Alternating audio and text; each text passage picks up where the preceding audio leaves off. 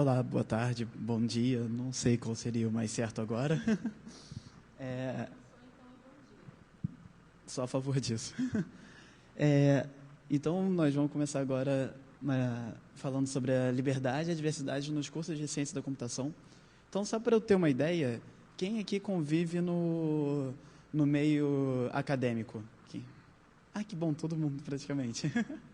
Então, só para nos apresentar. Boa tarde, eu sou Bia Michele, sou estudante de mestrado da USP, formada em análise de sistemas pela Universidade Federal no Pará. Sou militante feminista negra, interseccional, e já tenho um bom tempo que milito e faço palestras sobre software livre, diversidade, gênero, e é isso, por enquanto. Passa ali pro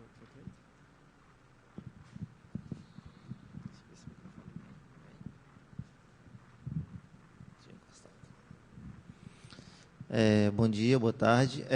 Meu nome é Cleiton Galvão, sou da Universidade Estadual do Sudoeste da Bahia, UESB. Faço ciência da computação lá, concluindo agora esse semestre também.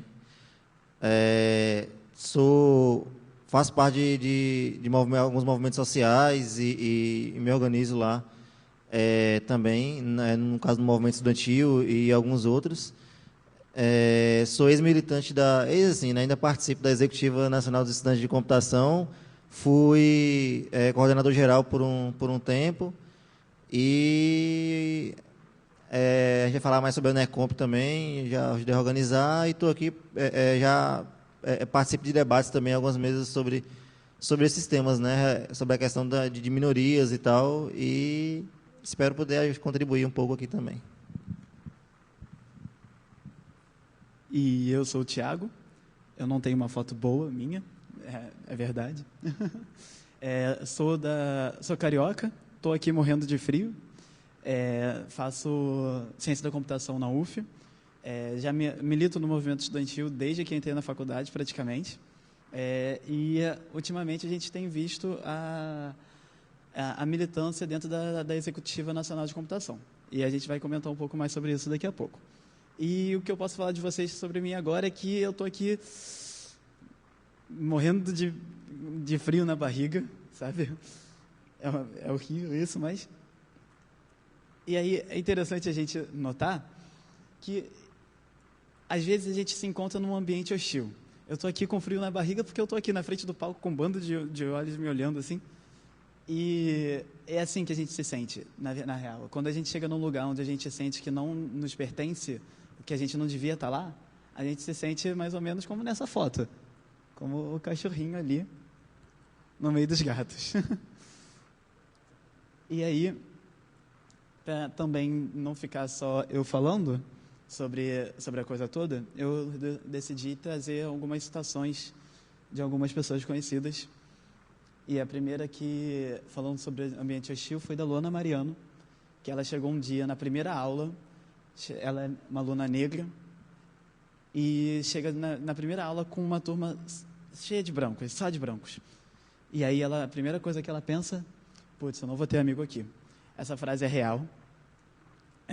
A gente fez um evento lá na UF falando sobre diversidade, cada um falando sobre suas experiências, sobre suas histórias, e ela passou isso para a gente. Então, vamos falar sobre diversidade de verdade. E aqui a gente vai tentar chegar numa diversidade, falar sobre diversidade em geral. Então, nós vamos falar sobre por quê, como ela se dá, por que ela importa, como a gente pode lidar com isso e como o software livre pode ajudar nisso. Então, esse gráfico aqui, deixa eu mudar de mão.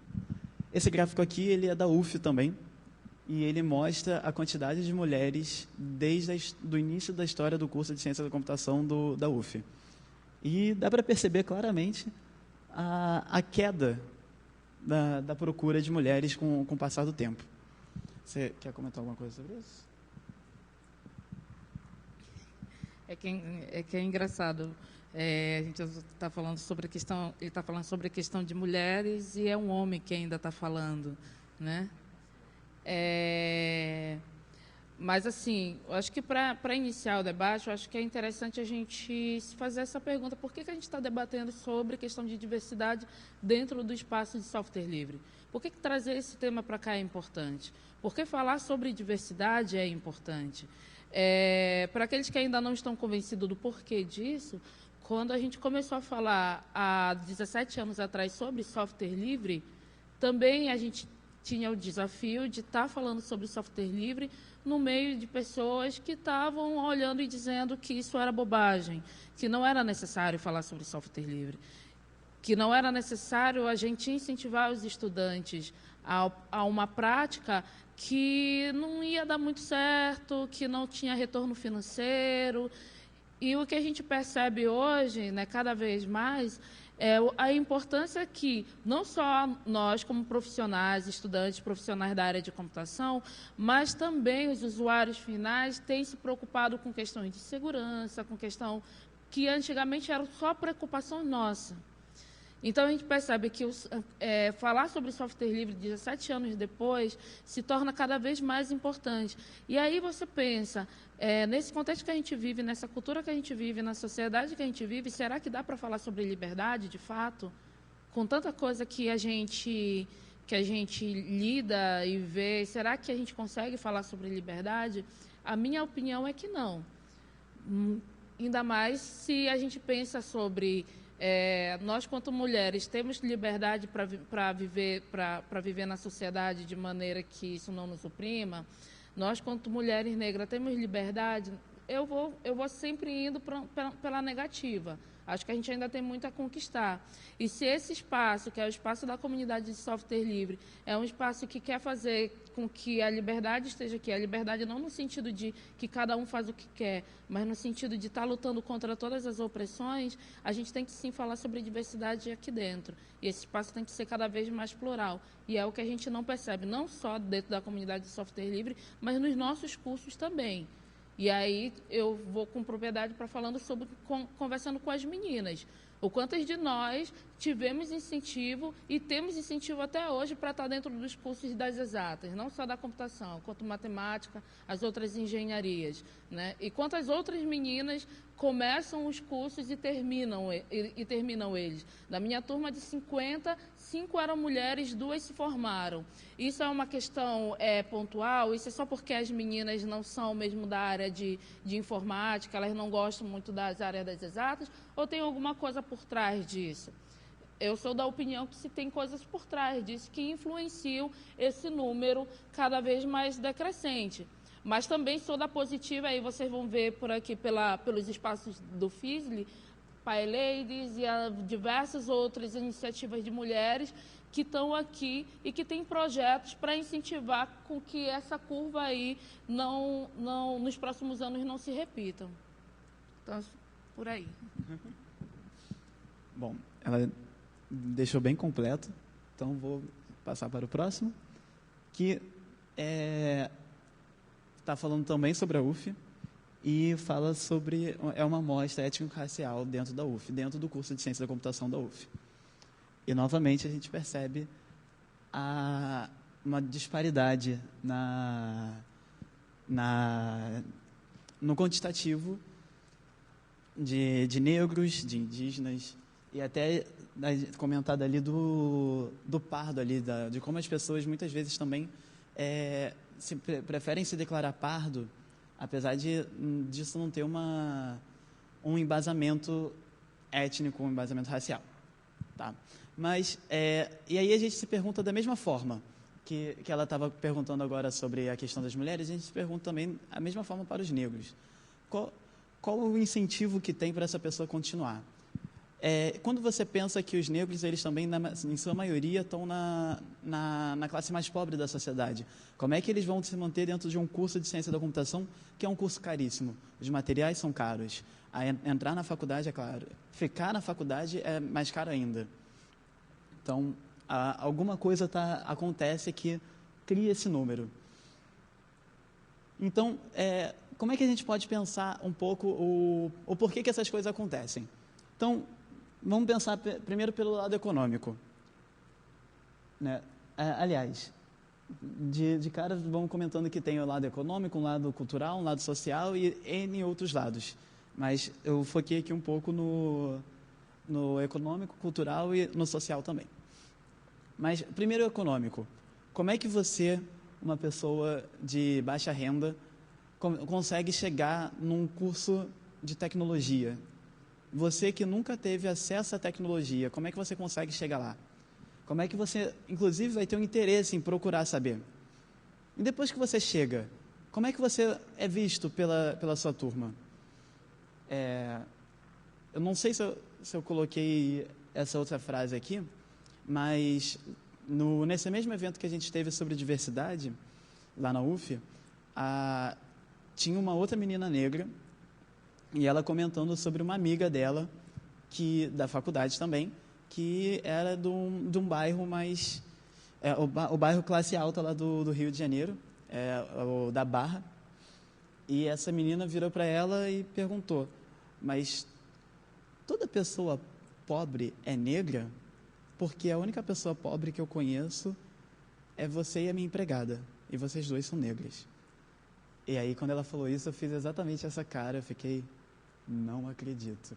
Mas, realmente. Então, como é que você, pensando pelo lado econômico, consegue entender essa falta de diversidade? Né? Como que essas pessoas nunca tiveram acesso?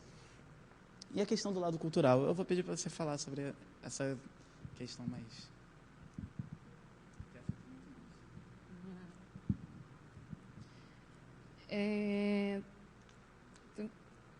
Enquanto o Thiago estava falando, eu lembrei de algumas meninas que estão pesquisando na área. O meu TCC na universidade ele foi sobre análise de resistência aos sistemas de informação, que é um fenômeno que acontece, né, dentro da área.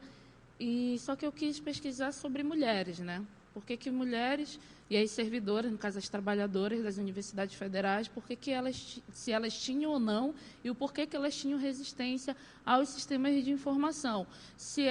E aí tem a Marcos, né, que é uma pesquisadora norte-americana, ela disse sobre 5 vetores que ela identifica sobre por que pessoas podem ter resistência aos sistemas de informação. Ela fala sobre a questão técnica, que às vezes é uma questão técnica que as pessoas identificam e não conseguem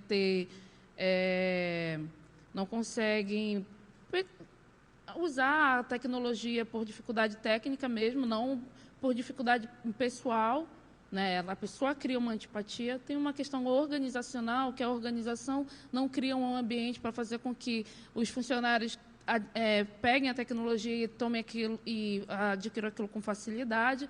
Tem questão política, né? E o outro vetor eu esqueci. Mas, assim, a maioria das pessoas, antes de fazer a pesquisa, como era pesquisa com mulheres, geralmente achava que o fator que ia fazer com que as meninas tivessem resistência aos sistemas de informação seria o fator pessoal.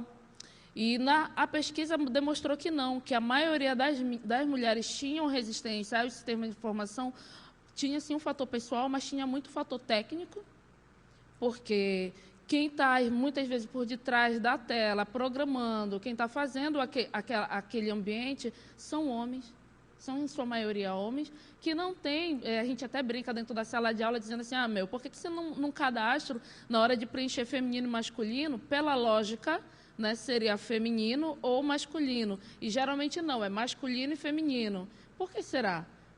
Né? É porque é uma coisa, é fato, assim, eu que estou programando na frente, entendeu? Geralmente eu vou logo por mim.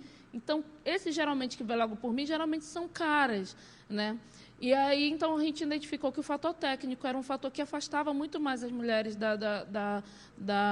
criava uma resistência, e tinha o fator organizacional também, né? Porque na hora que a empresa chegava para implantar o sistema, para mudar o sistema de informação dali ou para implantar um novo sistema, assim, simplesmente chegava e aqui o novo programa daqui, aprendam e usam. E, infelizmente, por que eu estou falando sobre essa pesquisa para tocar sobre a questão cultural? Infelizmente, para nós mulheres, né, e aí eu vou falar como mulher negra, né, eu estava falando ontem isso no bar, com os amigos, eu vim do interior do Pará, E foi um salto eu ter ido para Belém do Pará estudar.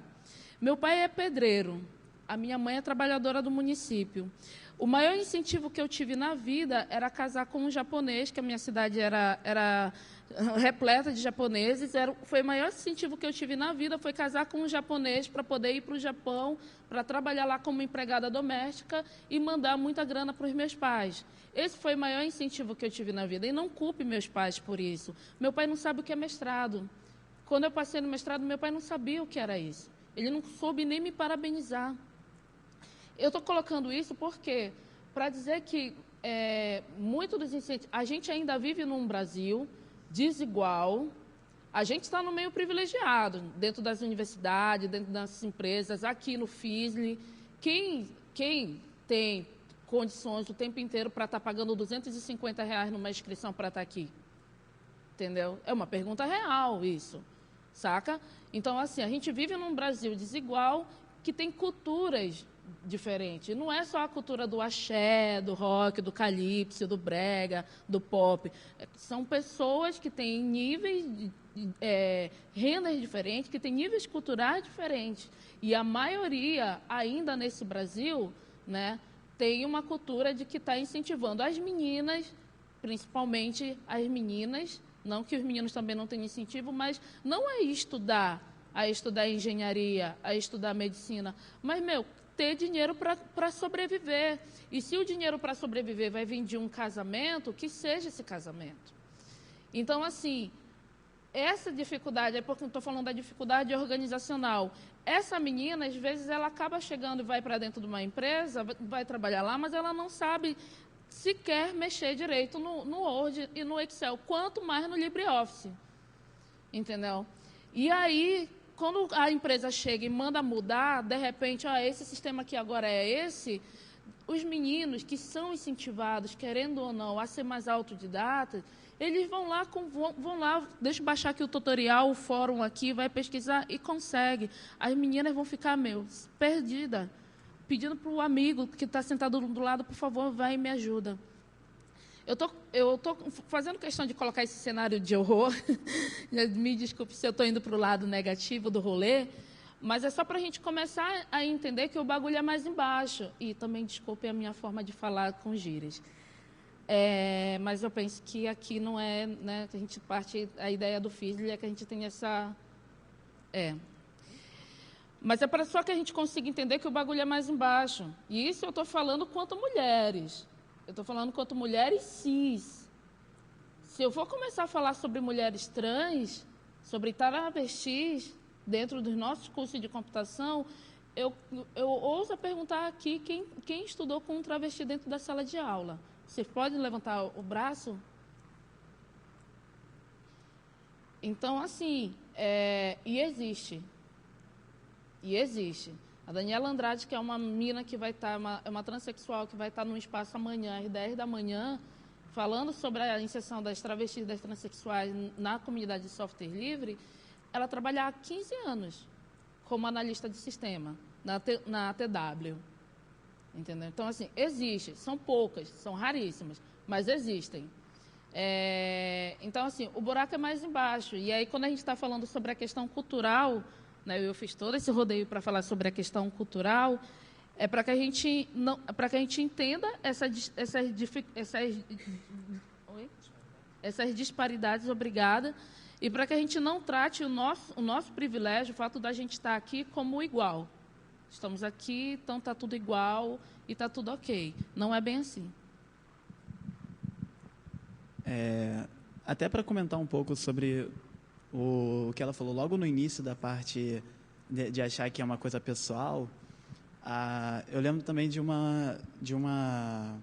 Não foi uma pesquisa, foi um experimento que fizeram, eu acho que foi em Stanford, que eles sempre fazem um curso de verão antes de começar o semestre propriamente dito. E eles repararam que sempre é um número muito baixo de mulheres que fazem o curso de verão e que entram no curso propriamente dito. Se eu não me engano, o dado era 10% dessa quantidade de mulheres. E aí, só por isso você já percebe que não. Existe um interesse, né, senão não teriam buscado um curso de verão. né? Então, uma aluna do curso teve essa ideia e comentou com o professor, com o coordenador do curso, professor coordenador do curso, e colocou assim: olha, quando chegar no curso de verão, na aula de programação, você, quando tiverem dúvidas, e se essa dúvida for de um menino, você segura um pouco, não responde a dúvida dele na hora, você responde depois e tal. E aí você pede para dar espaço para outras pessoas também tirarem suas próprias dúvidas. A outra coisa, separa a turma em quem já sabe e quem não sabe. Então você já vai saber quem realmente vai ter a vergonha de chegar e dizer que não sabe durante a aula, e quem está ali tentando criar o seu status. E tinha mais uma outra ação que eu não lembro exatamente agora como é que era, mas aí ao final disso eles perceberam que 40% das mulheres que fizeram o curso nesse semestre entraram para o curso do semestre seguinte. E aí eles começaram a fazer a síntese disso. O que tinha mudado para ter essa disparidade de 10% para 40%? E a coisa era exatamente essa: faltava um incentivo dentro da própria sala de aula. Às vezes, você chega dentro da sala de aula, num ambiente hostil, como eu comentei antes, você fica com vergonha de tirar dúvida, você não consegue evoluir na própria matéria, os professores muitas vezes não ajudam. E aí, como é que você lida com isso, né? E aí, a forma como essa menina teve de desenvolver esse curso foi exatamente essa. Ela criou um espaço menos hostil e pediu para que os professores incentivassem as mulheres a participar mais do curso. E com isso elas resolveram se interessar mais. Exatamente o que quebra o que você estava falando agora sobre não ter o interesse pessoal, ou sobre ser algo biológico, mulheres não são boas e exatas. Exatamente muito pelo contrário. Então, quer?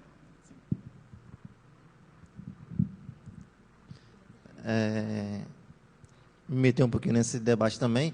Outra questão, sobre essa questão cultural, principalmente das mulheres, que eu vi uma pesquisa recente falando, que é interessante de se colocar também, é justamente a forma como, desde criança, a gente é conduzido de formas diferentes, né? E aí nessa pesquisa eu colocava justamente isso, tipo, queira ou não, os homens geralmente são incentivados desde pequeno a ter contato com coisas como fazer uma pipa, brincar de coisas ligadas à área de engenharia, com carrinho, montar e desmontar carrinho, brincar de bola de gude, que queira ou não dar uma noção de geometria, e diversas outras brincadeiras que eu poderia enumerar diversas aqui, que os homens normalmente são incentivados a fazer, que dão a eles, muitas vezes, essa questão dessa ligação maior com exatas. Aí muitas vezes a gente acha que não é porque o homem tem mais afinidade para exatas e ele é melhor em exatas. Mas tudo isso é uma construção social, né? Tudo isso foi colocado desde criança. Acho que geneticamente mulher e homem têm a mesma capacidade para qualquer atividade que seja. E aí, só relembrando um fato também que aconteceu, inclusive, em uma universidade próxima à minha, em que os meninos estavam, para a gente ver que, de fato, essa hostilidade ela existe, eles estavam ignorando as meninas no grupo do curso, todos os comentários que elas faziam, eles ignoravam, e um dia eles soltaram a bela pérola de que as mulheres no curso de computação também cumprem o mesmo papel das pessoas de humanas, que só servem para enfeitar, que é para fazer design, interface gráfica, e programação é coisa de menino. E assim, foi um absurdo, inclusive o pessoal lá pensou em fazer um espaço sobre isso para justamente estar discutindo, e a gente vê que essas coisas realmente acontecem muito, e uma colega minha que eu tinha, inclusive, ela sempre colocava isso, que ela sempre se sentia inferiorizada, principalmente na área de programação. Só que depois ela acabou dando um tapa, digamos assim, na cara de muitos, porque da minha turma, ela era a melhor programadora, assim, e disparado.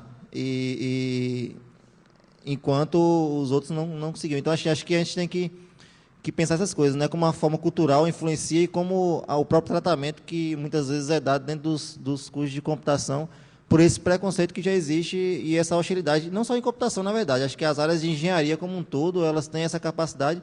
E esse dado que você colocou da UF também é interessante, porque não é só na UF, eu vi uma pesquisa que é no mundo inteiro, na verdade, a curva de essa curva de representação feminina nos cursos de engenharia, não de computação específica, a pesquisa que eu vi era dos cursos de engenharia. É uma curva decrescente. E aí a gente precisa discutir isso, porque essa curva é decrescente, sendo que a gente vê uma sociedade que, teoricamente, tem uma participação maior das mulheres na sociedade, porque na área de engenharia a gente tem essa curva decrescente. Acho que a gente é por aí. Só para apontar, né, quanto que esse debate não é irrelevante, né? Não é assim, né? A gente tirou, queremos fazer esse debate porque queremos, como o Cleito colocou. No mundo inteiro se tem discutido sobre isso. Por exemplo, a gente está aqui em cima debatendo sobre isso, mas aí no meio de vocês tem duas pesquisadoras que defenderam recentemente seu TCC também sobre a questão das mulheres na área da computação e acabaram de se qualificar, né, Anabelle? Também sobre esse tema. Então, assim, a academia está atrás de entender sobre isso, pesquisar sobre isso. Assim, foda, desculpa, usar esse argumento de que, olha, tem um tema aqui que a academia e que o mercado quer muito debater. Mas, assim, só para a gente se tocar, se a academia quer discutir sobre isso, se as empresas, como uma empresa terceirizada, que é a T-Work, né, quer discutir sobre isso, se as empresas, de modo geral, estão abrindo espaço para discutir sobre diversidade, para debater sobre gênero, para inclusão, não é por acaso. Né? Não é por acaso, não é porque agora o mundo virou bonzinho e quer reverter a lógica. É porque tem se percebido que as mulheres, os grupos que eram ditos de minoria, os negros, os LGBTs, têm se organizado e reivindicado seus espaços. E aí a sociedade, como não é boba, tem dado esse espaço. Agora, tem dado dentro da sua lógica. Tem dado dentro do seu contexto, dentro do seu script. Cabe a nós aqui dizer como se toca a banda, né?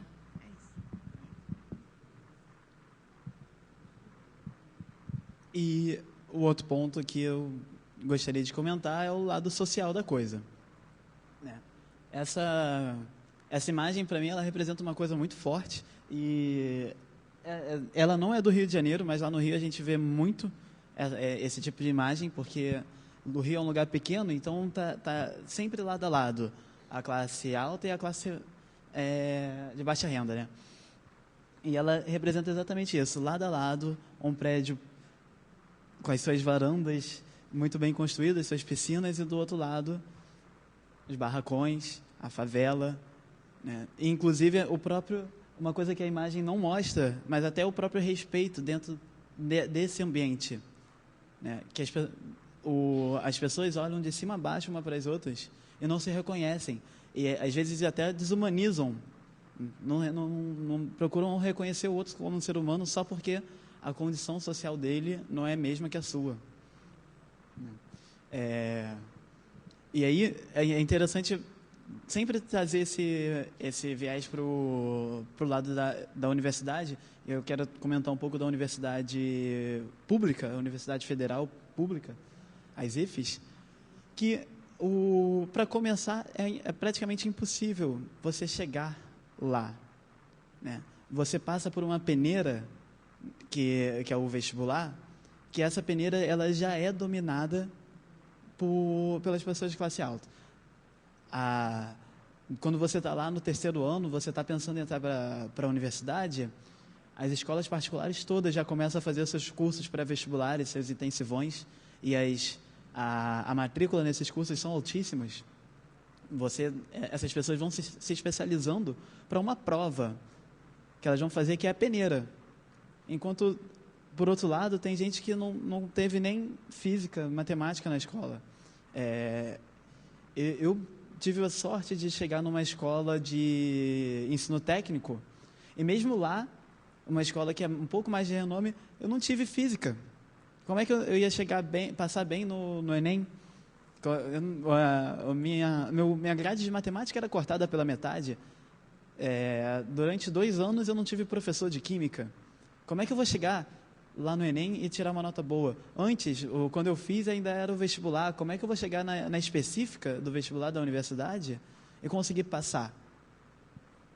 É até um pouco forte assim falar sobre isso, porque eu lembro muito de como é passar por isso. Inclusive, uma coisa que eu não botei nos slides, mas é interessante comentar também, o como isso afeta a nossa sanidade mental, a nossa saúde mental. Porque a pressão que é colocada para você ser de sucesso nessa sociedade que a gente tem hoje, né, e você se esforça tanto para aquilo que às vezes você acaba afetando até a sua própria saúde mental. E é um assunto muito importante que também tem que começar a ser debatido. E o lado social, ele acaba pesando muito. E beleza, isso é a primeira parte, é a peneira. E depois que você entra, como você se mantém na universidade? E depois agora, com o novo governo, que vieram os cortes todos. As bolsas todas das IFES, elas foram cortadas pela metade, menos vagas. A assistência estudantil, os bandejões, eles foram perdendo suas qualidades. A CAPES cortou as bolsas. Você está lá numa universidade que é integral. Muitas vezes os professores não permitem que vocês façam estágios. Na UF, pelo menos, não permitem. Eles acham que se você está lá, você tem que estar lá para estudar. E aí? Como é que você se mantém? Como é que você vai para a universidade todo dia? Como é que você paga a sua passagem? Como é que você paga a sua comida? Então, só para mostrar como esse lado social ele afeta muito a falta de diversidade nos nossos cursos. E aí, eu tinha um professor que todo dia ele fazia pelo menos uma vez essa pergunta: o que é o computador? E a resposta que ele queria era dizer que o computador é uma ferramenta. Então, no dia que eu fui fazer a prova desse professor, eu criei essa frase aí, lá na questão. Eita, tá até com errinho ali, que eu editei. Mas o computador é uma ferramenta que possui potencial principal de auxiliar o cotidiano das pessoas. E aí, o que eu trago dessa frase, que eu botei lá na prova para cá, a ênfase são as pessoas. No final das contas, o computador está lá para nos auxiliar. Não adianta ele estar lá... aliás, ele também, dependendo do uso que você faz, ele pode também nos ferrar. Mas não adianta você pensar que o computador ele vai ser uma coisa técnica, que ele é só feito para aumentar o lucro de uma empresa. Tem que pensar também o lado social, como que a tecnologia afeta a sociedade. Como que hoje a gente vai se sentir livre num lugar onde você está sempre sendo monitorado, por exemplo? Como é que você vai se sentir bem usando uma ferramenta que existe um projeto de lei que está tirando a liberdade de expressão que você usa nessa ferramenta, que no caso é a internet? Então, é importante essa parte. A ênfase da gente fazer o nosso curso, talvez ela esteja distorcida na maioria da mente das pessoas, mas ela tem essa ênfase nas pessoas. No final, o computador ele está lá para ser uma ferramenta para as pessoas usarem, para nos auxiliarem. E ela afeta a nossa sociedade. E a gente tem que pensar como ela afeta a nossa sociedade. Então, por que a diversidade é importante? Alguém tem alguma coisa assim, algum tema assim para falar? Porque tem um argumento que eu também não gosto muito de usar, mas as empresas usam muito, que a diversidade de ideias é muito importante para fazer novos produtos que atendam mais à sociedade e, em volta, tragam mais lucros para essas empresas. Então, eu não gosto muito desse argumento, mas ele é real. Ter pessoas diferentes, de histórias diferentes, com influências diferentes, com ideais diferentes, trazem uma pluralidade de ideias que, ao final, nessa síntese, você tem um produto, um resultado que ele é realmente muito bom, porque ele atende a muitas pessoas. E aí, voltando, como que a gente faz para esse resultado afetar de uma forma boa as pessoas e, consequentemente, a nossa sociedade? Quer comentar alguma coisa sobre isso? Cleiton, gosta? Não? Então, e aí, o que a gente aqui, no FISLE, vai falar sobre isso? Como que o software livre ele é importante para nos auxiliar a rever essa questão da diversidade? E a verdade a forma como a gente usa a tal ferramenta hoje, a forma como a gente usa o computador, a internet, tudo isso ela é um processo histórico. Com o passar do tempo, cada vez mais tiveram certas disputas sociais, certas políticas, né? A economia, uma pessoa, como eu já comentei antes, de baixa renda não conseguia usar o computador. Como é que... uma mulher, por exemplo, ela está sempre sendo desincentivada a mexer com os eletrônicos, por exemplo. Então, a forma como a gente usa, ela tem um quê de um processo histórico. E o software livre, o software livre, ele veio exatamente para... Aliás, ele não veio para mudar isso, mas ele acaba mudando isso. Ele ultrapassa a barreira de pensar só no código. A gente vê lá a definição de software livre e pensa que ele é só sobre o software, só sobre o código. Mas a verdade é que ele permite um outro processo de usar esse computador, com uma nova forma de apropriação. Com softwares livres, você consegue, por exemplo, fazer com que pessoas de baixa renda tenham acesso.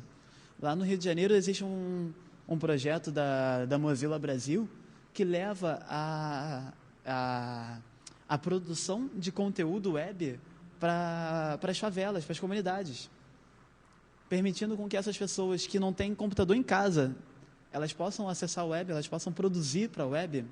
É uma forma de apropriação. E esses novos conhecimentos, muitas vezes essa pessoa, pelo lado social, não teve acesso a um conhecimento na escola, estruturado, mas ela tem o seu conhecimento de vida, ela sabe pelo que ela passa, e essa experiência é importante. Então, como que o software livre ele traz isso? Bom, o próprio processo da filosofia dele, ele traz o processo de colaboração. A gente colabora, a gente traz ideias diferentes. Ele pede também respeito à pluralidade. Independente de quem está dando a opinião, essa opinião importa. Independente se é LGBT, independente de histórico, de raça, essa opinião importa. Essa experiência que essa pessoa já teve na vida dela ainda importa. Então, geralmente, a gente tem medo de começar a contribuir com a comunidade de software livre, achando que a gente vai chegar lá sem saber nada. Não, mas é mentira. A gente já chega sabendo alguma coisa. Nós já temos a nossa história de vida. E quando chega lá, essas pessoas elas também têm o dever, pela própria filosofia de software livre, a respeitar a nossa opinião. Alguma coisa? Comentar sobre isso? Não? Novamente.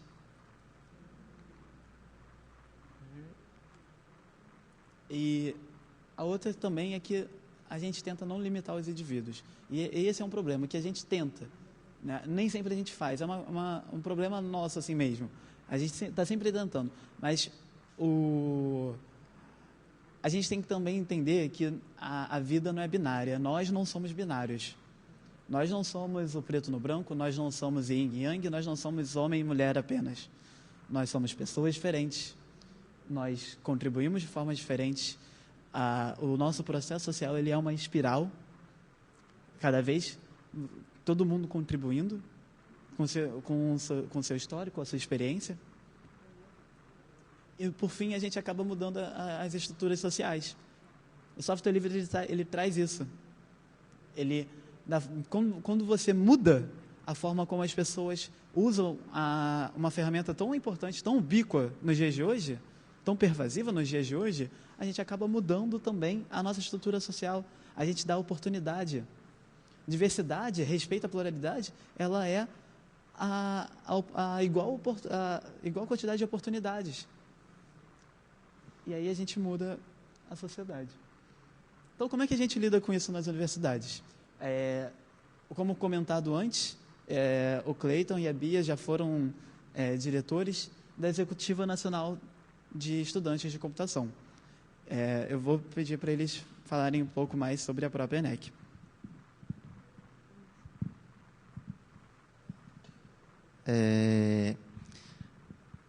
Para quem já tem um convívio em universidade e tal, eu sempre gosto de fazer a analogia que a Executiva Nacional dos Estudantes de Computação, ela é como se fosse um centro acadêmico, só que nacional, dos cursos de computação, né? Ela representa todos os estudantes do curso de computação, estudantes do curso de computação, só que a nível nacional. E aí, teoricamente, ela se organizaria também assim, em regionais, que no caso teria uma executiva regional em cada região do país, que teria uma proximidade maior com os centros acadêmicos daquela região, e assim que essas executivas regionais se organizam na executiva nacional. Só que a executiva passou por alguns problemas de desarticulação, e a gente, inclusive, está aqui, inclusive convidando vocês depois para estar conversando um pouco sobre. E geralmente a executiva, para ser bem breve, ela geralmente, a diretoria, no caso, ela é eleita no ENECOMP, que é o próximo tópico. O ENECOMP, que é o Congresso Nacional do Estudante de Computação, que acontece anualmente. Esse ano, a proposta que a gente tem é que aconteça em Goiânia, que é o de 2016, e através desse ENECOMP, geralmente, os estudantes vão eleger uma nova diretoria, tirar novas diretrizes, desde a ação até as bandeiras de luta, que, no caso, no último ENECOMP que ocorreu, teve um em 2015, não foi, mas acho que a gente não ouviu falar, e teve o 2013, que foi o que aconteceu em Vitória da Conquista, eu participei, de fato, da organização.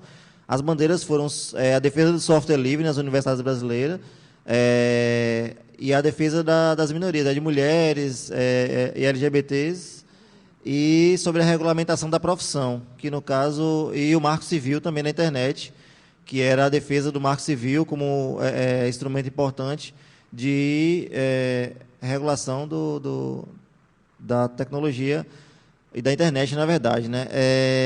E é basicamente isso. A executiva se organiza assim, e tem essas propostas, né? Na verdade, a executiva ela não funciona sem os estudantes. Inclusive, a gente faz esse convite a quem for estudante de computação aqui, seja de graduação, pós-graduação ou ensino técnico, a estarem se aproximando para a gente trocar uma ideia também, para que a gente possa estar rearticulando isso.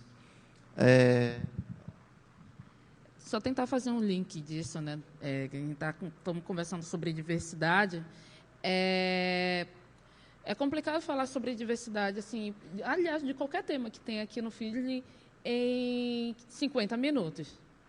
Aí você pensa em falar sobre, quando a gente vai falar sobre diversidade, a gente vai falar sobre a questão das mulheres, sobre a questão de negros e negras, sobre a questão LGBT, sobre todo esse universo plural que a gente tem dentro da comunidade de software livre, dentro do nosso curso, dentro da nossa área. É pouquíssimo tempo para tratar sobre isso.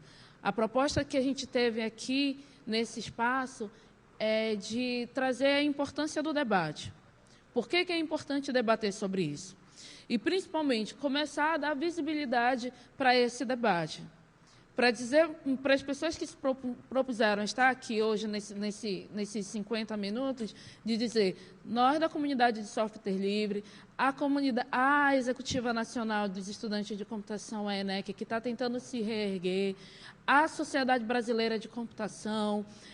Essas organizações, elas estão de olho e querem debater sobre a questão da diversidade, não somente isso, quer propor sobre coisas para que a gente possa, de fato, ter uma diversidade, uma pluralidade dentro dos nossos espaços.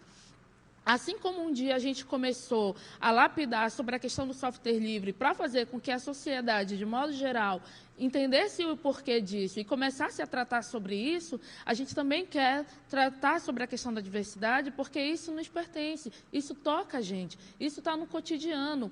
Teve diversas vezes que, tanto eu quanto o Tiago, falando aqui sobre o que nos toca do dia a dia do nosso curso, eu vi cabeças balançando, eu vi pessoas entendendo e pessoas concordando, porque isso está no nosso dia a dia. Então, não dá para a gente chegar dentro da área, por exemplo, agora de software livre, da comunidade, da área de computação, e achar que diversidade não existe, e achar que as questões sociais não existem, e achar principalmente que isso não nos toca. Nos toca. E é necessário a gente estar discutindo sobre isso para estar principalmente trazendo cada vez mais, fazer com que aquela curva que foi mostrada ali, no próximo ano, não seja aquele reflexo. E nos próximos anos a gente possa ter aqui, não só como esse dado a gente vai colocar hoje, já também fazendo o convite às 18h20 na área de comunidade, vai ter um encontro só entre mulheres, as mulheres palestrantes e as participantes daqui. Nesse ano, o FISL está com participação de 27% de mulheres aqui no evento. É pouco ainda, é muito perto do que já se teve, mas ainda é pouco. A gente quer mais. A gente quer que esse espaço aqui seja um espaço livre, de fato, onde as pessoas venham para cá e se sintam à vontade e se sintam incluídas. E essa é a importância, por isso a importância de estar trazendo esse debate, mas a gente quer aprofundar. A gente quer aprofundar e a gente quer propostas. A gente não quer vir aqui só chover no molhado, dizer, é importante debater sobre isso e não sair daqui com propostas efetivas. Só que a gente sabe que a necessidade do debate se exige mais tempo, se exige calma. E por nós sabermos que exige tempo e exige calma, é que nós estamos falando sobre a ENEC, estamos convidando vocês que estão aqui nos assistindo para vir debater conosco, para vir estar se reunindo com a gente aqui ainda no FISL, a gente fazer uma roda aqui em algum espaço, está aprofundando esse e outros debates sobre a área de computação e está falando sobre a questão da reorganização da executiva. Como a Bia falou, a gente, para pegar o contato de vocês, o Thiago vai estar passando uma folha. Quem puder colocar o nome, o telefone, e-mail, a gente vai criar um grupo no Telegram. Quem não tiver Telegram, a gente manda um e-mail avisando sobre esse espaço, porque, como a Bia falou, a gente precisa ouvir vocês, que a gente acha que as coisas não são assim de cima para baixo, verticalizadas. A gente não está aqui como detentores do conhecimento e acredito que cada um que está aqui pode e deve ter, inclusive, muito mais propostas e coisas a acrescentar do seu dia a dia, de sua vivência, do que a gente aqui, inclusive. E aí a gente está querendo propor esse espaço e aí telefone, e-mail, para a gente tentar entrar em contato para tentar organizar esse espaço, que a gente consiga realmente ter uma discussão, que a gente possa ouvir todo mundo, o máximo de ideias possíveis, e que a gente possa realmente se organizar de uma forma a ter um debate mais estruturado, com mais tempo, porque 50 minutos realmente é pouco. A gente agradece, eu agradeço a todos. E eu vi, acho que a senhora ali levantou a mão. Alguém mais tem alguma pergunta? Alguém tem alguma pergunta a fazer? Tem um aplicativo? Ah, tá. Não tinha visto, não.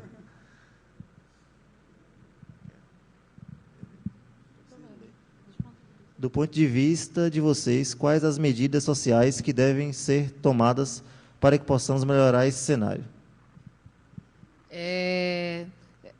Desculpe se eu parecer que eu seja meio radical, né, na minha resposta. Mas, assim, por exemplo, se a gente pensar na questão do vestibular, né, nós, no Movimento Negro, a gente tem reivindicado muito a questão de cotas, questão de permanência estudantil. A universidade, como um todo, tem criado, o movimento estudantil tem criado esse debate, né? Dentro da questão dos cursos das exatas, principalmente, a gente tem, em São Paulo, tem a Maria Lábio, tem vários grupos de meninas que estão fazendo o quê? Estão indo para dentro das escolas de ensino médio. Estão fazendo cursos de programação, diversos cursos relacionados à nossa área, para incentivar as meninas a escolher os cursos das exatas também, se elas quiserem, e entender que aqueles ali são espaços dela. Se for na questão de empresas, de debater sobre a necessidade de estar se incluindo, sobre essa questão da diversidade. Tem algumas coisas que são pontuais, né, que eu estou tentando colocar para vocês, mas aí, falando da minha perspectiva mais radical, a gente sabe que, isso é um simples remendo que a gente está fazendo. Acabar com o machismo, acabar com o sexismo, acabar com a transfobia, acabar com essas opressões, exige um esforço maior, exige um esforço de todos nós e acabar com a estrutura que sustenta essas opressões. E, para isso, a gente precisa estar organizado de maneira conjunta. Aqui, o FISL é um espaço. Respondendo de maneira mais pontual, só o fato de nós estarmos aqui, nós todos aqui fazemos parte de um processo de transformação. Quando a gente vem aqui, se propõe a esse debate e se propõe principalmente a ser agente multiplicador. Talvez a gente não saia, vocês não saiam daqui como uma Maria Lab fazendo cursos de programação para as meninas, voltado para os ditos setores de minoria, para as meninas de periferia, para ajudar esse cenário a ser modificado. Mas talvez vocês tenham amigos, tenham conhecidos, que se vocês incentivarem eles vão topar essa ideia e vão querer fazer isso. Talvez vocês possam chegar na universidade de vocês e motivar o centro acadêmico a fazer alguma coisa nesse sentido. Chegar na empresa e dizer, olha, a gente pode, pelo menos, começar a pegar a galera de 20 a 25 anos que está fora do mercado de trabalho, e é difícil encontrar trabalho nessa idade, a galera já não quer mais, entendeu? A gente pode estar dando essa primeira experiência para eles aqui no nosso trabalho, nem que seja de 3 meses, para eles já terem uma experiência e conseguir um trabalho fora. Enfim, criar, pensar nessas ideias e, principalmente, ter a ousadia de colocar elas em prática. A gente tem muito medo. Está na hora da gente começar a se desprender desse medo. O medo só está nos impedindo de fazer. Só para complementar, eu acho que o primeiro passo é cada um, por si só, fazer uma autocrítica e perceber qual o privilégio que a gente tem. E aproveitar desse privilégio que a gente tem para dar voz a outras pessoas. Acho que a primeira medida que a gente tem é ouvir o outro, é respeitar a voz do outro e dar voz para quem não tem essa voz. Eu acho que é o primeiro passo. As políticas de diversidade, elas são muito importantes. Dentro da universidade, mais ainda, porque elas vão moldar muita coisa para o próprio futuro. Então, é isso, tá bom? Muito obrigado.